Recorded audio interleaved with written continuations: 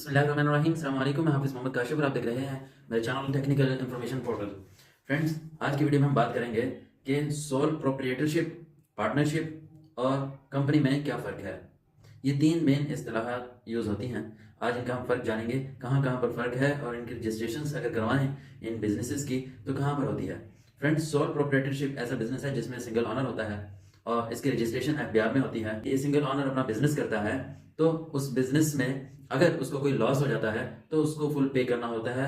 Soul proprietor fully responsible होता है वो लॉस पे बैक करने का। सोल प्रोप्रिएटर ने कर्जा लिया है बैंक से या किसी पर्सन से या किसी और मालियाती इदारे से, फाइनेंशियल इंस्टीट्यूशन से, या मटेरियल लिया हुआ था, प्रोडक्ट्स ली हुई थी, तो उसको लॉस हो गया है तो वो रिस्पॉन्सिबल है, वो अपना सारा लॉस पे करे, चाहे उसको पर्सनल अपनी जायदाद भी लगानी पड़े, पर्सनल उसके नाम की चीज़ें हैं वो उसको पे बैक करनी पड़े, प्लॉट सेल करने पड़े, उसके नाम की जितनी भी चीज़ें हैं वो उसको सेल करके वो उसको लॉस पे करेगा।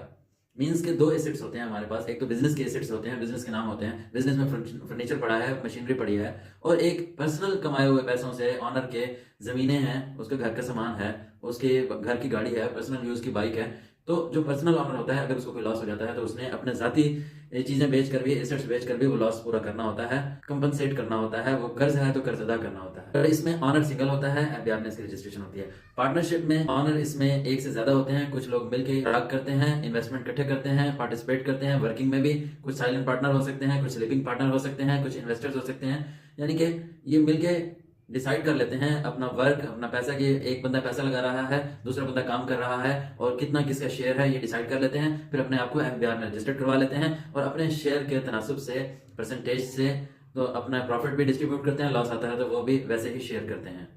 यानी कि पार्टनरशिप में कुछ लोग मिलकर अपना बिजनेस चलाते हैं। कंपनी में क्या होता है, कंपनी की रजिस्ट्रेशन एफबीआर में भी होती है और एसईसीपी में भी होती है। Security and exchange commission of Pakistan में भी इसकी रजिस्ट्रेशन होती है। और इसमें टाइप्स हैं, सिंगल मेंबर कंपनी है जिसमें एक डायरेक्टर होता है, प्राइवेट कंपनी है जिसमें 5 से 50 लोग होते हैं और मुलाजिम कह लें उसमें इन्वेस्ट कर सकते हैं। पब्लिक कंपनी है, बेशुमार लोग हैं, पब्लिक में उसके शेयर भी सेल होते हैं और पब्लिक उसमें इन्वेस्ट करती है। जो कंपनी को प्रॉफिट आता है वो उसमें शेयर होता है।